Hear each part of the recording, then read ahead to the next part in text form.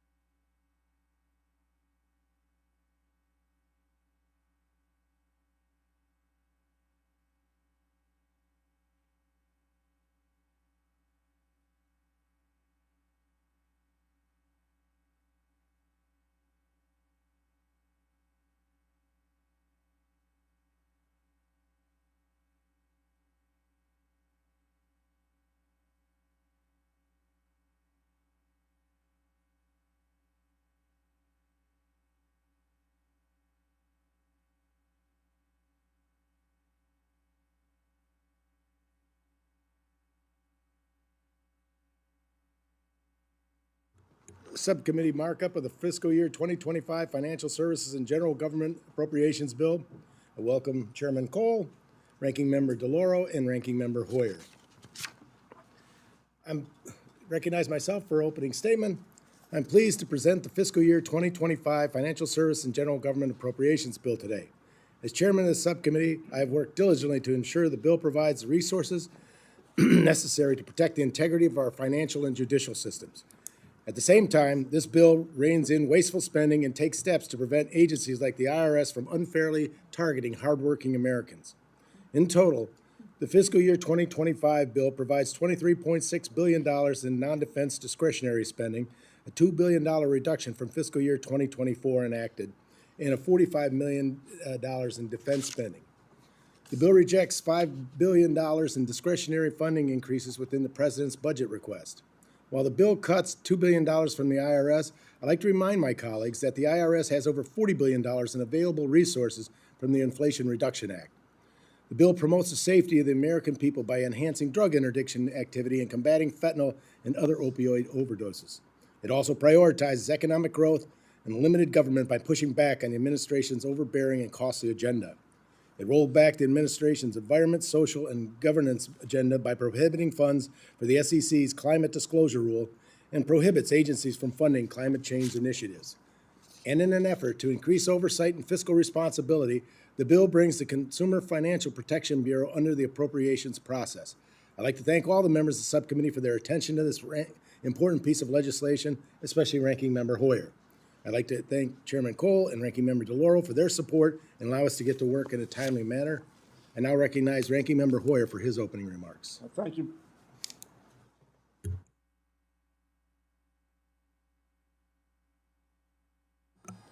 Thank you very much, Mr. Chairman.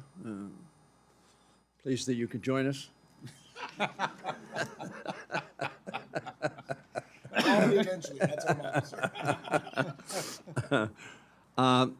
Mr. Chairman, I have been on this subcommittee for a very long time. Took a break for about 23 years. And I am very concerned about the process, so let me talk about that first. My concept of a subcommittee is a group of members who take a special focus on a relatively small part of the budget. That's not true of the Defense Committee because that's a majority of our discretionary budget. But all the other subcommittees presumably become experts on a certain portion of the money that we run our government with. In my first iteration on this committee for some 20 years, subcommittees marked up bills. They considered bills, they debated bills, they offered amendments in subcommittee. And particularly, I've served on the Labor Health Committee for the same period of time. I've been on the two subcommittees for all of my service in the Congress. And that was both an educational process and an ability for the subcommittee to debate the priorities in our bill, the needs that those priorities required in terms of dollars. And there was a give and take. That's no longer the practice, as you know, Mr. Chairman. As a matter of fact, I started off for amendments. The first markup that I was back to the committee, and my dear friend sort of looked at me like, we don't do that. And so I didn't do it.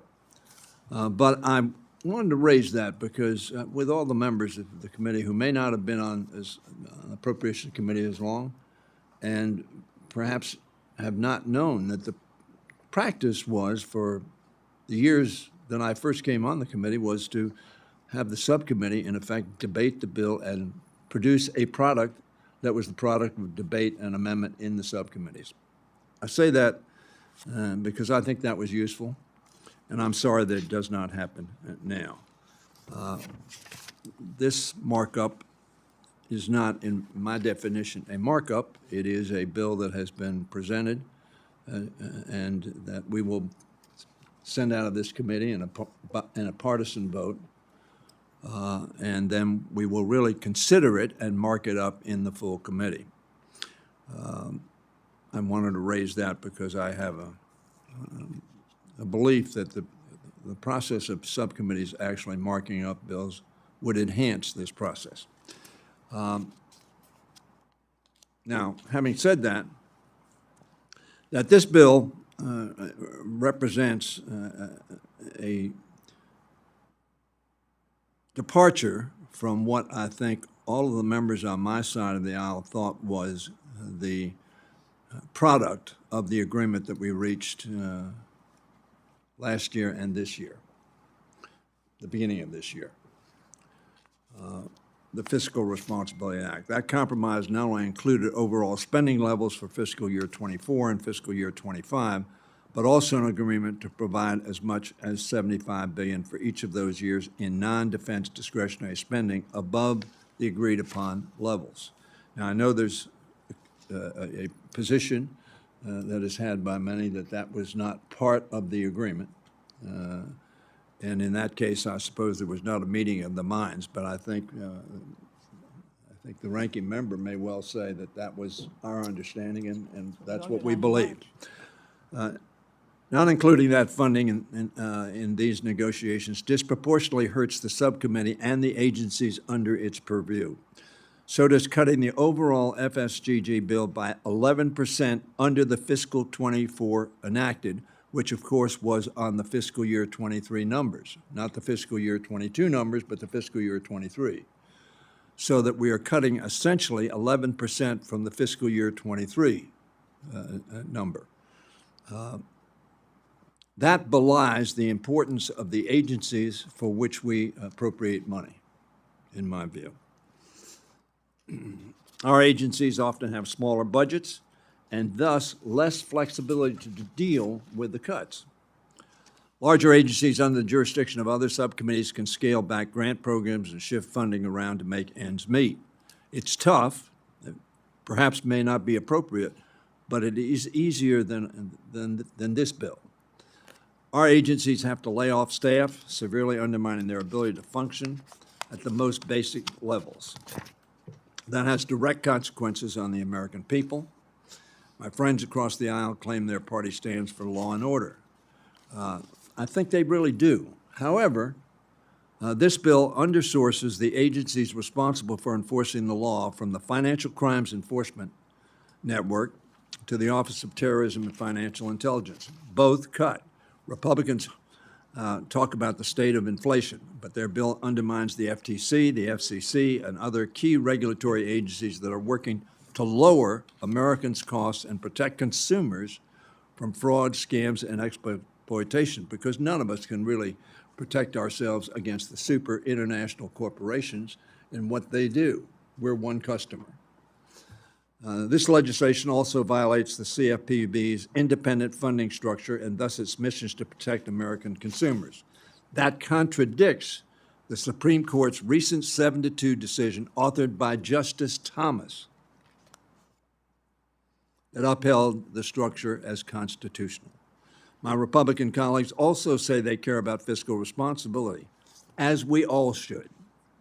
This bill does not, however, in my opinion, reflect that concern. Instead, it continues to underfund the internal revenue system, undermining our government's ability to address the debt by collecting legally owed taxes. This is not about harassing taxpayers. This is about going after people who cheat on their taxes, and as a result, the rest of us who don't cheat need to pay more. The bill cuts IRS funding by $2.2 billion below the fiscal year 24 level.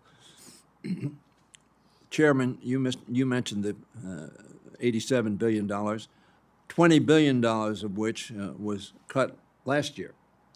I hope you're right that that will not be cut in the future, but as I understand it, the authority to transfer funds from that are not provided for in this bill. So we have $2 billion less for enforcement. In other words, we're cutting our collection department by $2 billion. That's the very essence of trying to be able to afford that which we're buying and not paying for. Although estimates vary, IRS data suggests that it is the most productive. The agency generates between $5 and $9 in revenue for every $1 it spends on enforcement. You can extrapolate that if you cut $2 billion in enforcement, just in enforcement, then you lose perhaps $9 at max for every dollar that you cut. That's a lot of money. The director of IRS observed that we lose about $680 or $90 billion a year in taxes owed under the laws that we have passed but are not collected. Make no mistake, the IRS cuts in this bill will cost taxpayers billions of dollars, more than it will save. As we've seen recently, the IRS can also greatly improve taxpayer experience when it's properly resourced. This past filing season, the IRS launched its Direct File pilot program in 12 states. It was very successful. The IRS now plans to make that program permanent. If the government requires Americans to pay their taxes, we ought to also give them a free and easy way to do so. I frankly have difficulty understanding why we don't have that service if we want to make paying taxes legally and easily possible. At a minimum, we need to meet President Biden's request to fund the IRS at the fiscal year 24 levels. Ideally, we provide additional funding beyond the request to offset the recent rescissions to the agency. This bill fails to do either. As one of the leading authors of the Help America Vote Act, again, a lot of questions raised about the efficacy and honesty of elections.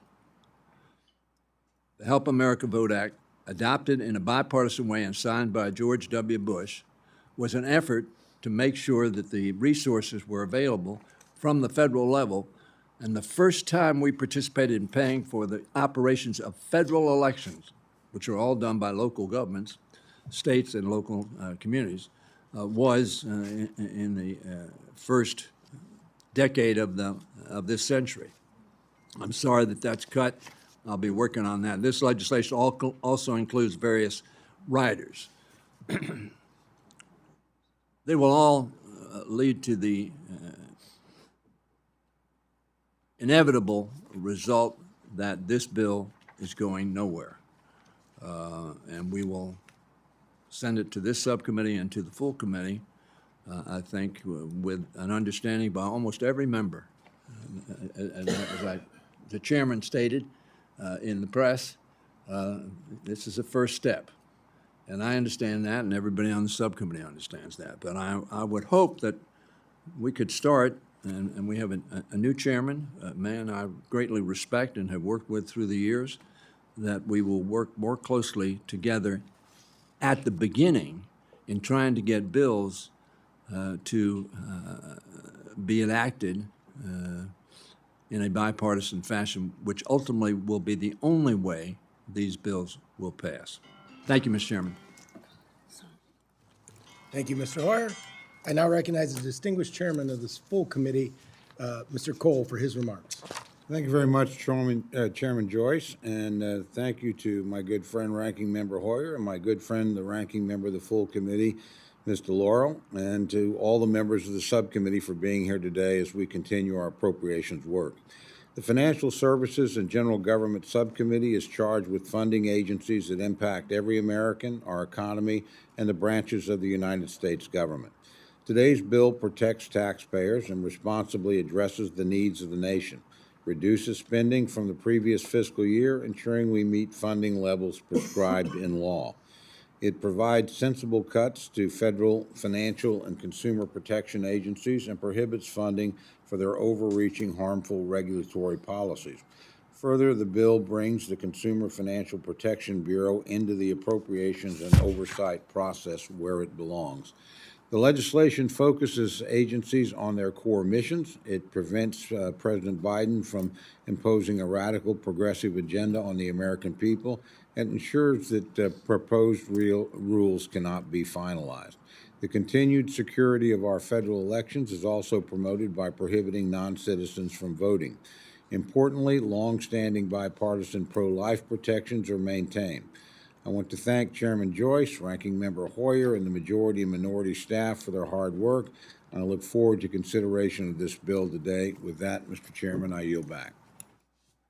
Thank you, Chairman Cole.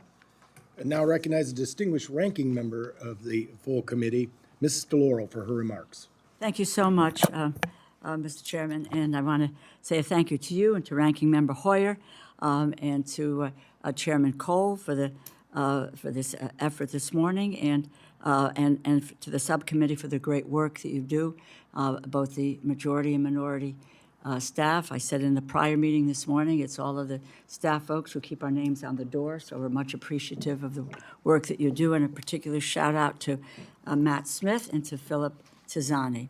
Let me get right to it. The funding level and the policy riders in this financial services and general government bill put forth by the majority are unacceptable. House Republicans again propose cutting critical agencies that make the economy fairer and safer for the American people by a staggering $2.6 billion. From the Internal Revenue Service, ensuring wealthy individuals and corporations pay their taxes, the Federal Trade Commission protecting Americans from corporate price gouging and scammers, the Consumer Product Safety Commission protecting children from dangerous products, and the Security and Exchange Commission ensuring the fairness of our financial markets. The agencies funded in this bill are critical to lowering costs and protecting Americans. In cutting these agencies, House Republicans' legislation will raise the cost of living, the biggest issue facing the country today. They will let corporate price gouging run rampant, expose children to dangerous products, leave Americans vulnerable to scams and predatory junk fees, make our economy less safe, and make our elections less secure and less transparent. Since we provided the IRS the resources to audit the wealthiest individuals and corporations, they have collected $520 million in back taxes from roughly 1,000 delinquent millionaires and billionaires. I'll just give you a quick reference to a document. No tax corporations continue a decades-long trend. 55 of the largest corporations in this nation pay zero tax, and another 39 don't pay what they owe. That is what the IRS enforcement is all about. Like the majority's FSGG bill last year, the legislation benefits, in my view, scammers, fraudsters, cheaters, billionaires, big corporations, the well-connected, at the expense of hard-working Americans who play by the rules, and yes, they pay their taxes. They pay them. Corporations don't pay them. And of course, the majority's bill does not stop there. Also included are some 80 problematic, pointless, and harmful riders that prohibit abortion, meddle in Washington, D.C.'s traffic laws, and block implementation of the SEC's climate disclosure rule. The majority's legislation also entrenches the private tax preparation industry, ensuring that Americans continue to be beholden to private companies in order to pay their federal taxes, even after the IRS has proven that their free and simple direct file pilot program is ready to expand nationwide. And again, from a document, Better IRS, the high cost of tax filing diverts billions of dollars each year from working families to private tax prep companies and prevents millions more families from filing taxes at all. Each year, 87 million taxpayers who should qualify for free filing lose as much as $13 billion of their refunds to tax prep companies. Are we worried about ordinary taxpayers? Well, we should. And Direct File will certainly help them out. It saves taxpayers time and money. I'll talk about Connecticut. If implemented, it would help Connecticut taxpayers save $87 million in filing fees and receive $89 million per year in additional federal tax credits. There is no logical reason why private industry must be the middleman between Americans and their government, period. Americans of all income levels should be able to confidently file their taxes directly with the IRS without corporations skimming profits off the top. We must respect taxpayer dollars We must respect taxpayer dollars and complete the business of all Americans. That means keeping a level playing field, making the economy fairer, keeping consumers safe from scams and dangerous products. The majority's bill only protects the tax dollars and priorities of the wealthiest.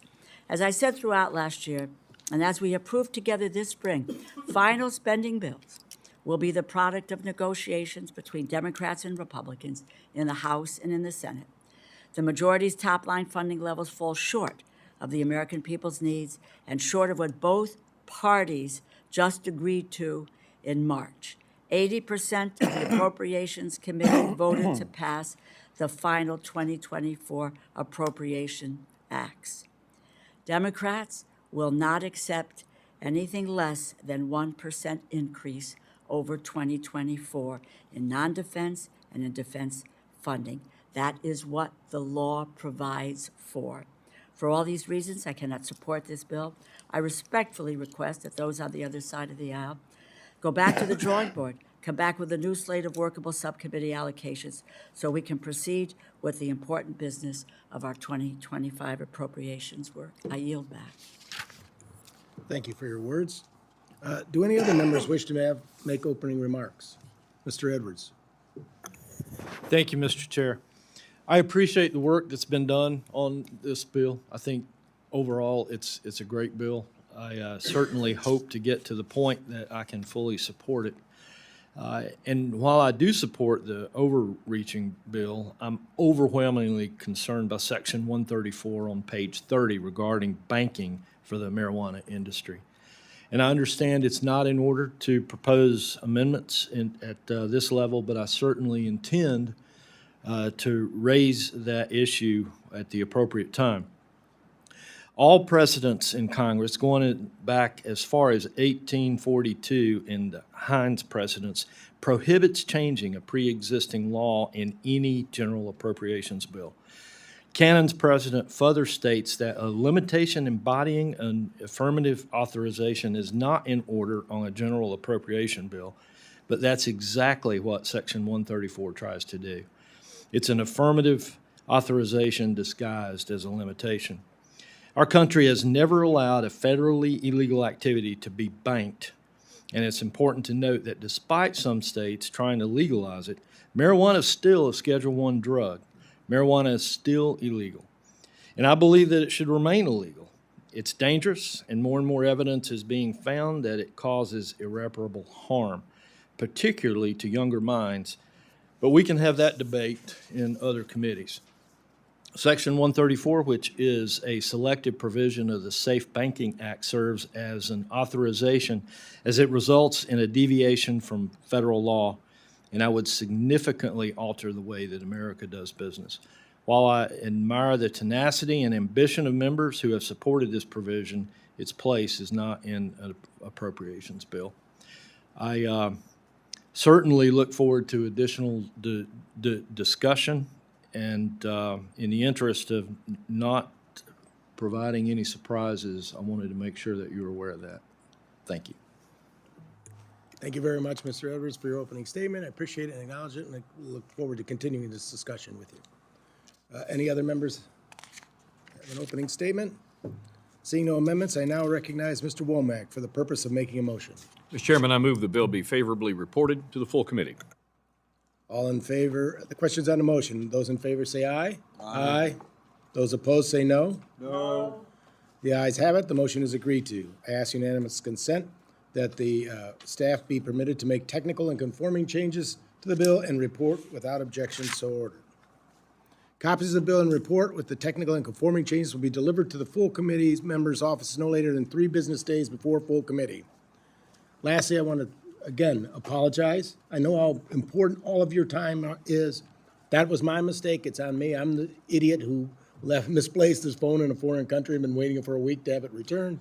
But I promise to make it back to you, whether our full hearing is in the morning or at around lunchtime, by having a hearty breakfast or lunch for everyone involved to make amends for my faux pas today. The committee now stands adjourned.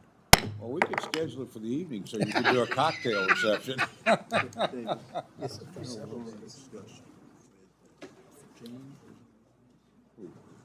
Lauren?